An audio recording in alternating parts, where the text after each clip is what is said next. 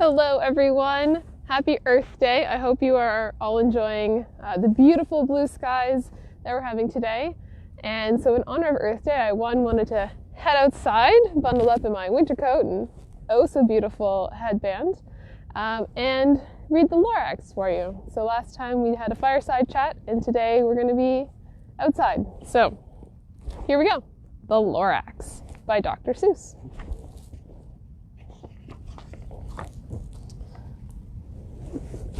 Here. At the far end of town, where the grickle grass grows, and the wind smells slow and sour when it blows, and no birds ever sing excepting old crows, is the street of the lifted Lorax.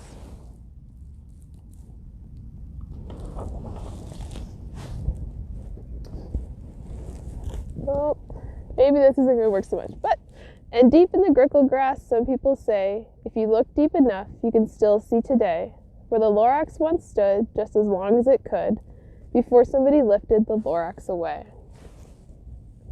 What was the Lorax, and why was it there? And why was it lifted and taken somewhere? From the far end of town where the grickle grass grows. The old Onceler still lives here. Ask him, he knows.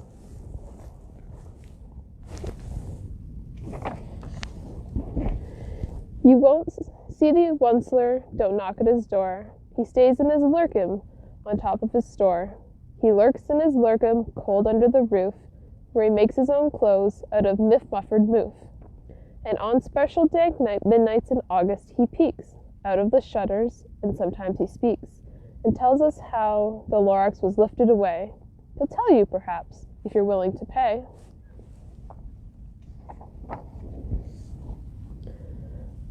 On the end of a rope he lets down a tin pail, and you have to toss in 15 cents and a nail, and the shell of a great-great-great-grandfather snail.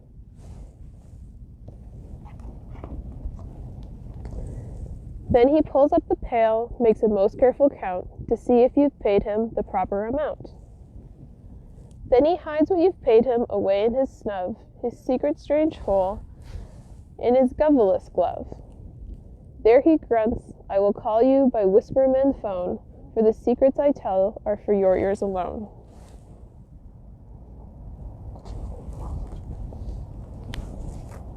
Slip! Down slips the whispermaphone to your ear, and the old Onceler's whispers are not very clear, since they have to come down through a snurgly hose, and he sounds as if he had smallish bees up his nose. Now I'll tell you, he says, with his teeth sounding gray, how the Lorax got lifted and taken away. It all started way back, such a long, long time back.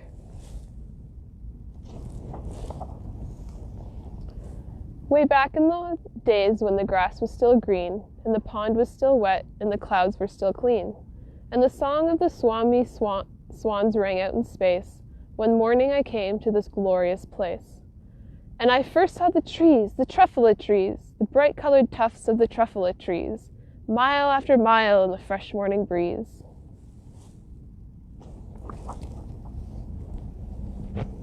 And under the trees I saw brown barbaloos frisking about in their barbaloot suits as they played in the shade and ate tuffula fruits. From the rippleless pond came the comfortable sound of the humming fish humming while splashing around.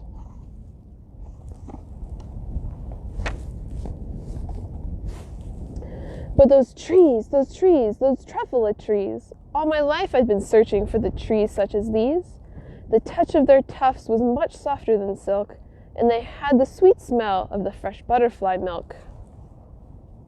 I felt a great leaping of joy in my heart. I knew just what I'd do. I unloaded my cart.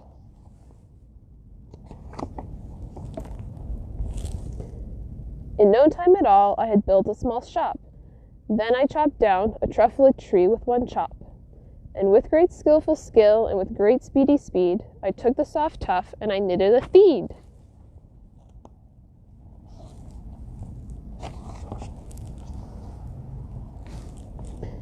The instant I'd finished, I heard a gazoop. I looked.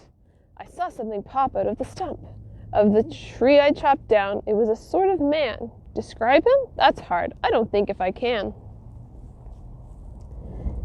He was shortish and oldish and brownish and mossy, and he spoke with a voice that was sharpish and bossy.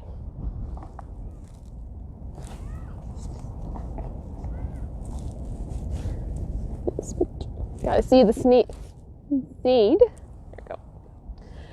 Mister, he said with a sawdusty sneeze, I am the Lorax, I speak for the trees. I speak for the trees trees have no tongues, and I'm asking you, sir, at the top of my lungs. He was very upset as he shouted and puffed, What's that thing you've made out of my truffle tuft?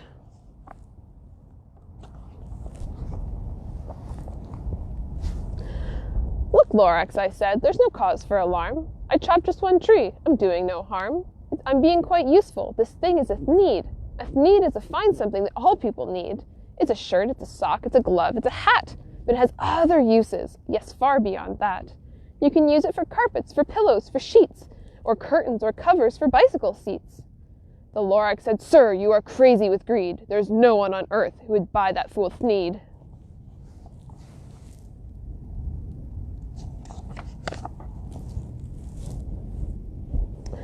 But the very next minute I proved he was wrong, for just at that minute a chap came along, and he thought the thneed I had knitted was great.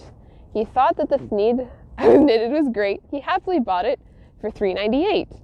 I laughed at the Lorax. You poor stupid guy. You can never tell what some people will buy.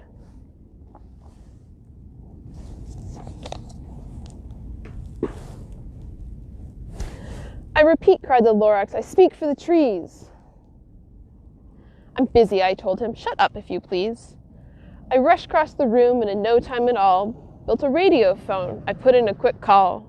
I called on my brothers and uncles and aunts, and I said, Listen here, here's a wonderful chance for the whole Once-Their family to get mighty rich. Get over here fast. Take the road to North Nitch.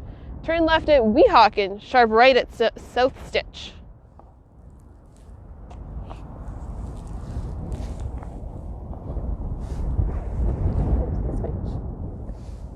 And in no time at all, in the factory I built, the whole Once-Their family was working full tilt.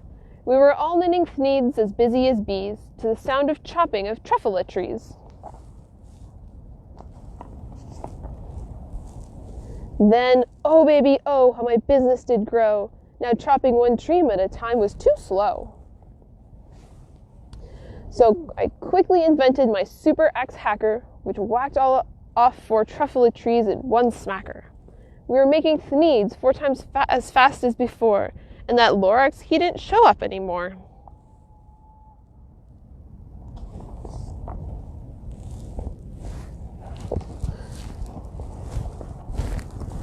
But the next week he knocked by my new office door. He snapped, I'm the Lorax who speaks for the trees, which you seem to be chopping as fast as you please. But I'm also in charge of the brown barbaloots, who played in the shade in their barbaloot suits, and happily lived eating truffle fruits. Now, thanks to your hacking my trees to the ground, there's not enough truffle fruit to go round, and my poor barbaloots are all getting the crummies because they have gas and no food in their tummies.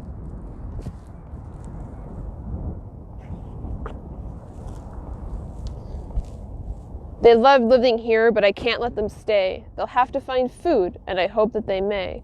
Good luck, boys, he cried, and he sent them away. I, the Onceler, felt sad as I watched them all go. But business is business, and business must grow, regardless of crummies and tummies, you know.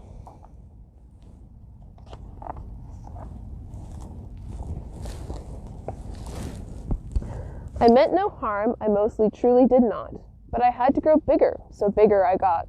I biggered my factory, I biggered my roads, I biggered my wagons, I biggered the loads. Of the thneeds I shipped out, I was shipping them forth, to the south, to the east, to the west, to the north.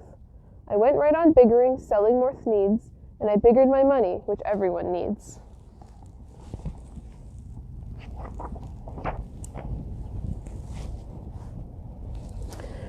Then again he came back. I was fixing some pipes when that old nuisance Lorax came back with more gripes. I am the Lorax, he coughed and he whiffed. Achoo! He sneezed and he snuffled. He snargled, he sniffed. Onceler, he cried with a kerfufflous croak. Onceler, you're making such smogulous smoke. My poor swamps and swamps, why they can't sing a note. No one can sing who has smog in his throat.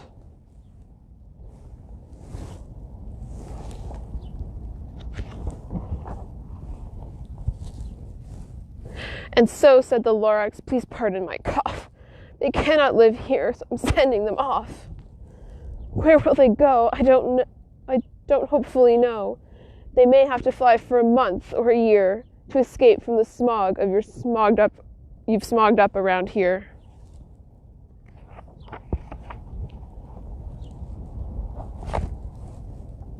What's more, snapped the Lawrence, his dander was up. Let me say a few words about gluppity-glup.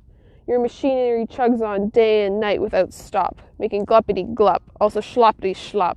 And what do you do with this leftover goo? I'll show you, you dirty old Onceler man, you.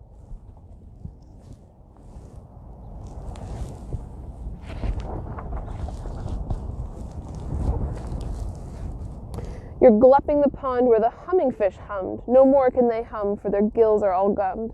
So I'm sending them off, oh, their future is dreary. They'll walk on their fins and get woefully weary, in search of some water that isn't so smeary.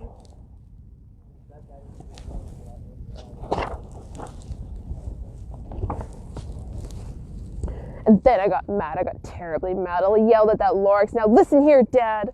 All you do is yap yap and say bad, bad, bad, bad. Well, I have my rights, sir, and I'm telling you, I intend to go on doing things just what I do. And for your information, you Lorax, I'm biggering, and biggering, and biggering, turning more truffula trees in its needs, which everyone needs.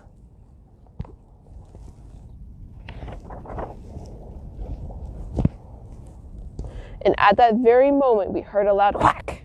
From outside into the field came a sickening smack of an axe on a tree. Then we heard the tree fall, the very last truffula tree of them all.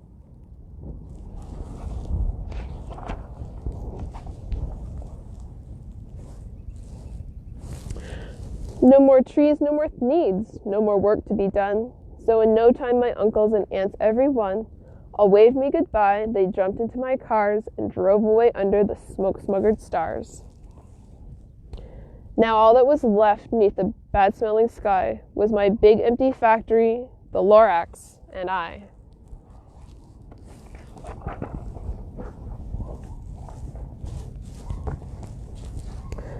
The Lorax said nothing, just gave me a glance, just gave me a very sad, backward glance, as he lifted himself by the seat of his pants.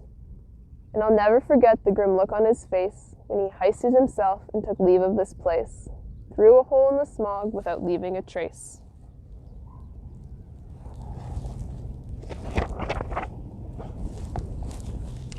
And all that the Lorax left here in this mess was a small pile of rocks with one word, unless. Whatever that meant, well, I just couldn't guess.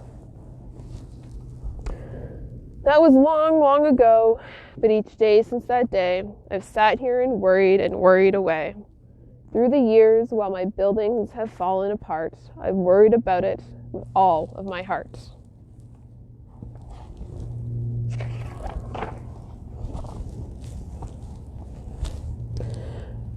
Not now, says the Onceler, not now that you're here. The word of the Lorax seems perfectly clear. Unless someone like you cares a whole awful lot, nothing is going to get better. It's not.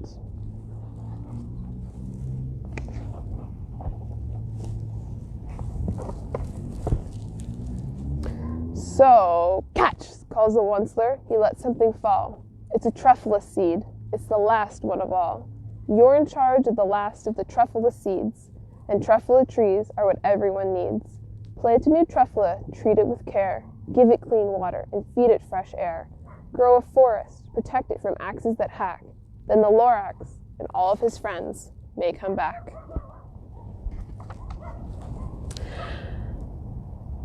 And so that's where the quote, the much quoted quote, unless someone like you cares a whole awful lot, nothing is going to get better.